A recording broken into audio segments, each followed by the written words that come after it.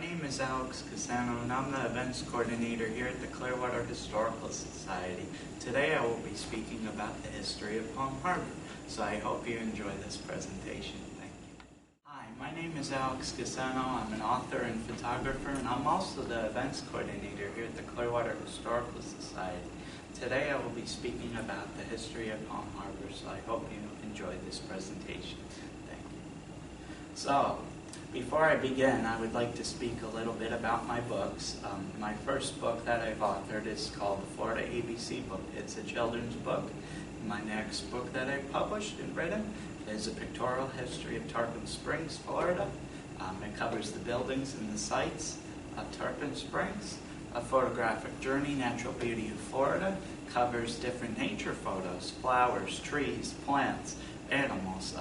You could all see that it's from my collection from 2014 to 2018, and the history of Palm Harbor I've published.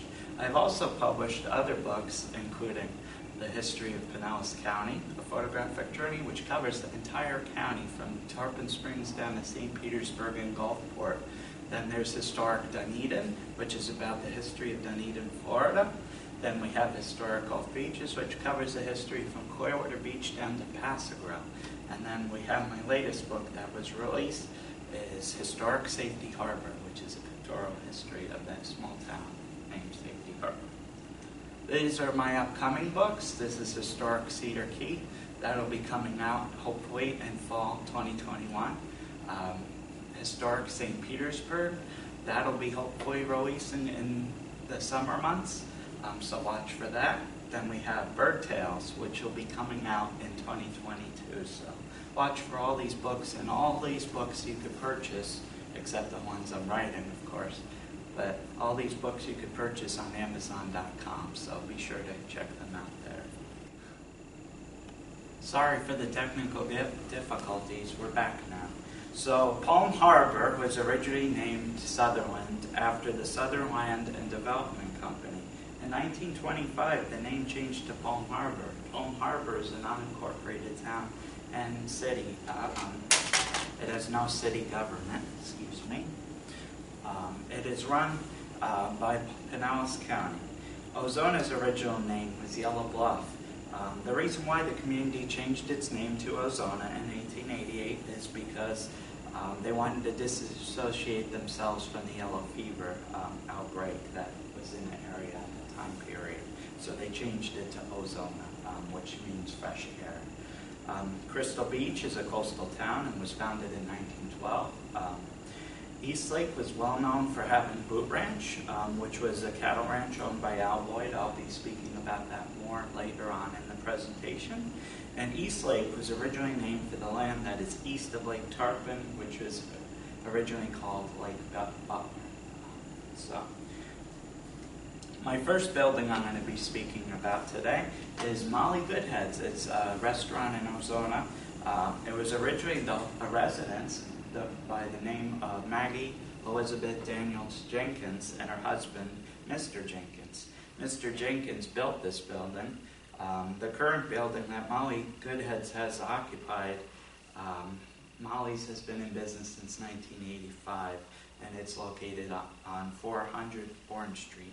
Previously to Molly Goodhead's occupying this building is an antique store. So, my next building I'm going to be covering is the Ozona Village Hall. This was built in 1900. It is still the meeting hall for Ozona Village Improvement Society as well as other community events. It's been used in the past as a church, a voting hall, several things over the years, but it's had several uses, and I'm glad it's still preserved. This is Ozona Railroad Station. The railroad was prevalent in original Palm Harbor. The first train depot was built in 1890 by Peter Demens and was located on Florida Ave and Alt 19, or in that area. It was later replaced by the second depot, which was also destroyed. The third railroad depot was built in 1917 and was located north of the northeast corner of Virginia Ave and Dempsey Road. Around 1984, the third railroad station was demolished and replaced with the Ozona Railroad Tribute Station, which is this one pictured here. This is a tribute railroad station. It is currently home to Pit Crew Tire Service, which is located in 821. And also, what's nice about this station is they have exhibits commemorating outside the building the railroad industry in Palm Harbor. So, when was that done? The current one, it doesn't say exactly, but Okay. around 1984 I it was gotcha. demolished and built. So in the 80s and That's 90s. my friend. This is the Bamboo Gardens. It was founded in 1925 by Alfred Brigham Coleman and his brother John Coleman. The brothers founded the Palm Harbor Development Company. Bamboo Gardens became the Palm Harbor Nursery, owned by the Nobles family, and also Howard K. Richmond. In the 1940s, the property was purchased by Fred and Millard Allen from Mr. Richmond, and it subsequently changed its name to Allen's Bamboo Gardens. Bamboo Gardens is currently owned and operated by Jerry and Mary Ann Smith. We met them actually. We actually did an interview with them, a video tribute interview, so they told their story. It's on YouTube, so you could go see that. Where is that? It's on Omaha, CR1 Omaha, but before Tampa Road. I got you. Yeah, it's right there, and it's their residence, and they sell over 100 varieties of bamboo, and it's located in Virginia Avenue. It intersects with that. So, this is the boys' dormitory of Sutherland College. Sutherland College is a college now located in Lakeland. It was originally located in Sutherland, which is now Palm Harbor. This college had many buildings, as you could see here. This was the administration building. This were the classrooms and gymnasium, This was the original San Marino Hotel building, which was built in 1885 by Henry Plant. It is now gone, sadly, due to the fire that burned down the whole campus in 1921. You can see pictures from the fire that devastated the campus. And when the campus burned down, they decided to move the college temporarily to Clearwater Beach and then eventually move it to Lakeland, where it is presently. So, as you can see some more, that's the administration building gone.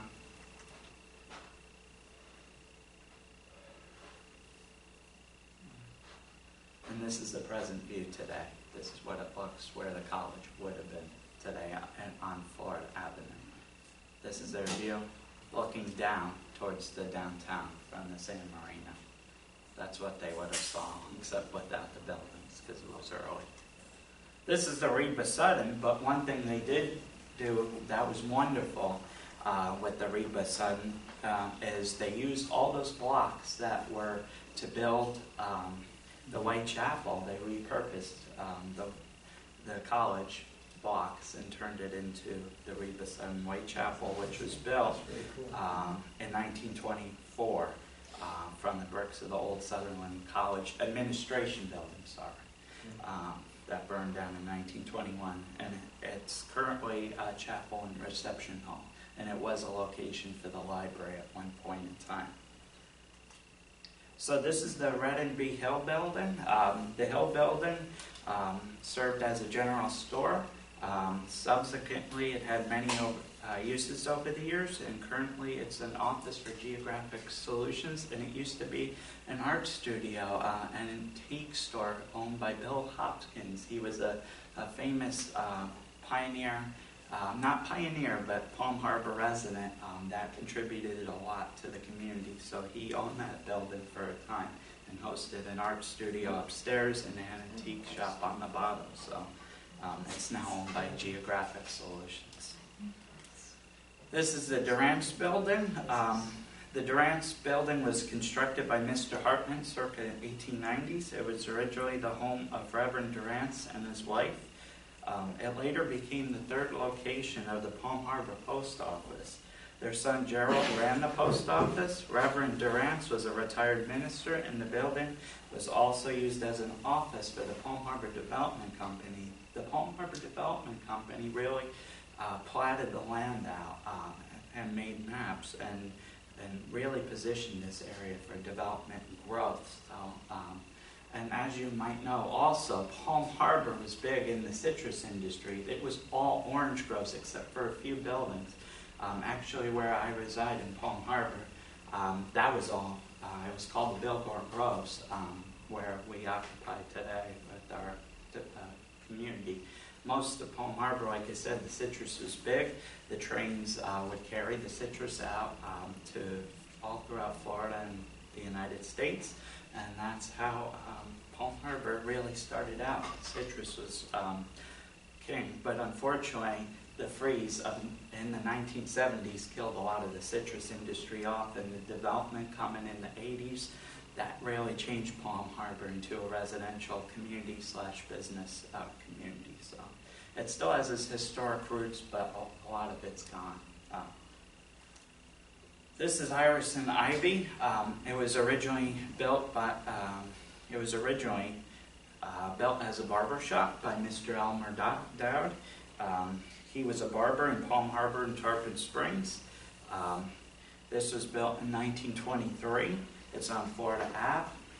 In 1929, Mr. Troutman bought the building from Elmer Dowd and moved the post office into this building. And currently this building houses two shops. It's a combined shop, the Lightworkers Gateway and Iris and Ivy. This is a Palm Harbor barber shop. Before I go any further, I want to tell you I got my hair cut from there. So they're actually really well. They're a family-owned business. It was originally named the Dowd Barber Shop. It was built in 1929 and was built by Elmer Dowd also. In 1955, Fred Wheeler bought the barber shop from Elmer Dowd and owned it until he retired in 1974. Yes. The last name you're citing, is it Dowd, D-O-W-D? Yes, Okay. D-O-U-D. Oh, D-O-U-D, okay. Yes, Dowd. And then he sold the barber shop to Elmer Dowd, or Fred Wheeler, in 1955, and then he retired until 1974. Then Don Smith took over ownership of the barber shop until his death, and then the barber shop was then sold to Tim Wright. It was later purchased in 1992 by Lou Lonnie. Unfortunately, he's passed away, so I don't know where the ownership stands now, but it's currently operating still as the Palm Harbor Barber Shop. And I'm glad. I hope it keeps going for generations. This is the J.C. Craver building, original J.C. Craver building. It's changed much, as you'll see. It was originally a general store and post office. This is what it looks like today. It was called the Sutherland Masonic Lodge. It was built in 1888. It's located on Florida Avenue, and it was built by J.C. Craver. He was the first postmaster of Sutherland, and currently it is Sutherland Masonic Lodge. J.C. Craver's home was located on the corner of Michigan and 12th Street, so around by the Whitechapel, but that's Georgia, but past that. He would have lived. It's located near there, so it was walking distance for him from his home to come to here. And also, the community was also named Bay St. Joseph for a time before Sutherland took place. So, just in case you're wondering. This is Peggy O'Neill's, currently empty, which is going to become a steakhouse sometime in the future. I don't know when. It is located on Florida Ave also. It was built in 1890. It was originally a bank, then later used as a post office, run by Leslie Chamberlain. And like I said before, the post office was originally moved to the Iris and Ivy building. Then it moved again to this building, which it occupied there until Adair's moved into the building in 1937. It's when the general store lasted from 1937 to 1980, when it became when it became a restaurant, and then it's empty now, like I said, and hopefully it'll become a steakhouse soon. This is the Divine Brewing Company. It was originally Trucking for Jesus, which was owned by Henry Stansel, and also railroad. It was built in 1959. It's currently home to Divine Brewing Company, which still occupies there. It's a brewing company. It was original. This was the original location for the Palm Harbor train depot built by Peter Demens. He was big in this area with railroad, especially in St. Pete, but that's for another story to tell you. The depot was part of the Orange Belt Railway System. This is Pop Stansel Park. It was named in honor of Henry Stansel. Henry was a man from Georgia who moved to Palm Harbor in 1925. He founded and operated his trucking company called Stansel's Trucking Service. Like I said, Henry's grandson later renamed the business to Trucking to Jesus. The trucking company operated in the current Divine Brewing Company. This is Midway Cemetery. It's located on 16th Street. It's hidden, but it would be on your left side. If you went to the YMCA, you went too far. So if you want to go check it out, it's a hidden cemetery. The oldest grave in Midway is Elizabeth Thompson. She lived from 1832 to 1907.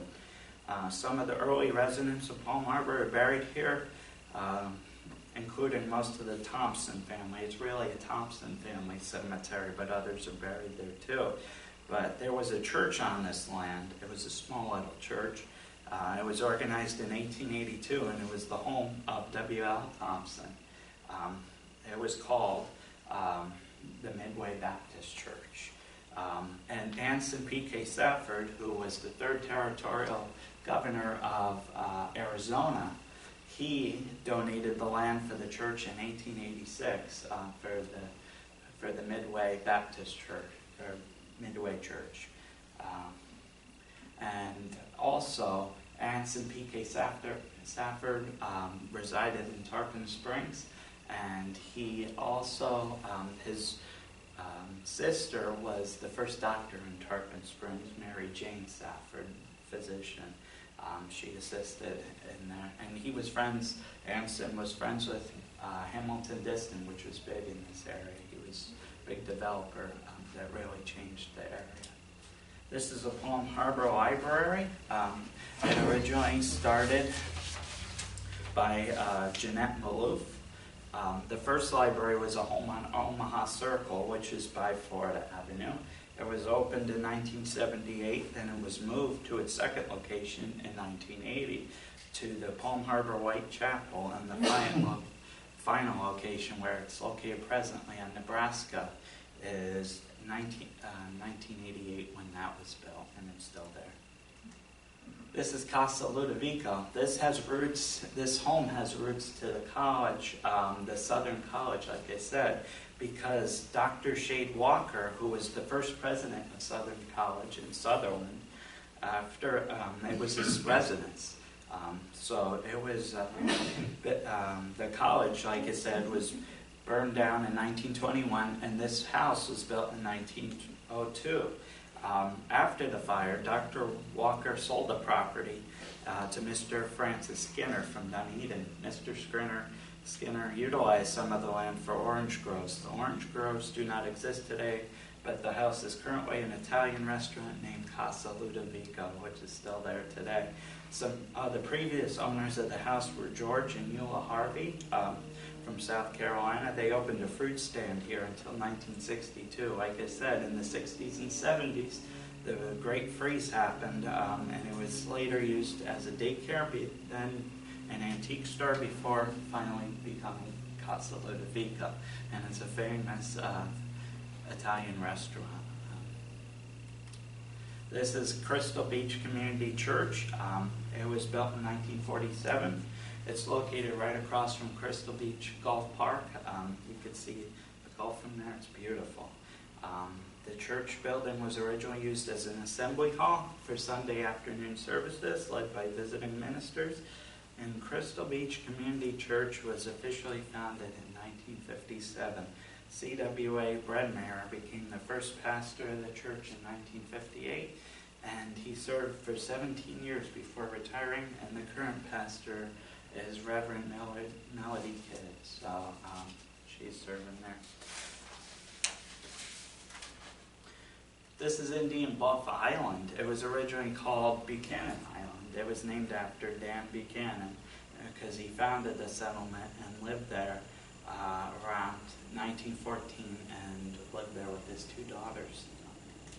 This is the new Anglo House Grill, Das Brauhaus, and other uses.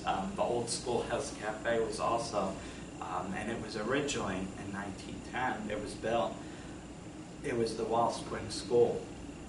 Unfortunately, the restaurant closed and it's now sitting vacant, waiting for someone to occupy the space. And you said that was where the Red Schoolhouse restaurant was? Yep, the old schoolhouse restaurant and Wellspring School. So it's gone now. The building's still there, but the businesses are all gone. This is Wall Springs. How many of you visited Wall Springs? I could see. It's a nice park, isn't it? Beautiful. It looks like a lot of it. Wall Springs is owned by Charles Wall, who was the namesake of Wall Springs. He purchased the property in 1884, and in 1927 the land was sold to Harry Davis, and the Davis family renamed the attraction to Health Springs, which is touted as a natural health spot, and the name changed back to Wall Springs when the Davis family sold the famous Palm Harbor attraction to the Cullen family in 1948. Pinellas County bought the land from the Cullen family in 1988 and turned the land into a county park, and it's been owned by Pinellas County ever since.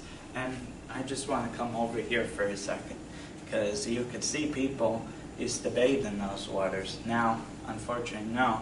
But over here, you could still see today, it's kind of rare, this is what it looks like today. It hasn't changed much. But on an angle, you can't see it from this angle, but on a certain angle, you could see a lady's head in the shape carved in there. When you go over the boardwalk there, you could see they have a plaque dedicated to that, so I wanted to show you that. This is Highland Lakes. Highland Lakes is a great place because I presented there. That was where I actually gave this presentation to them, and I drew 120 people. It was my most attended presentation ever, so I was happy to present there and give this presentation. But I'll tell you a little bit about this community, because it was a community since 1978, like all of Palm Harbor. There were citrus groves. But Charles Fitzcharles was a geologist and archaeology instructor. He discovered over 300 pieces of Native American artifacts throughout the property. So he was digging, he went on to dig, and he found some artifacts. And now there are 2,456 homes that occupy the land at Highland Lakes. And there are many amenities there in the community, which include pontoon boat cruises, 2 clubhouses, pools, anything you could think of. And they have tons of community events too. It's a great community to visit too, and they have golf, of course. This is Boot Ranch. How many have you seen the Boot? Yes, but the Boot was originally located on the corner of McMullen Booth and Tampa Road. It was moved to its present site. It was originally a cattle ranch, and the Boot was constructed by Lawrence Auden.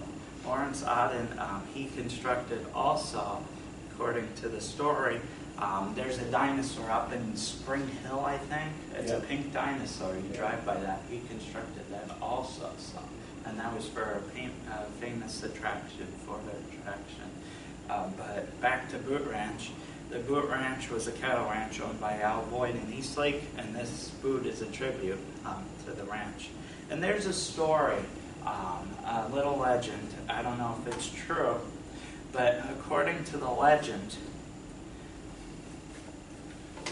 Al Boyd, there was criminals one night. He heard criminals, so he decided to go in. There was supposedly a little door around here somewhere. I don't know where.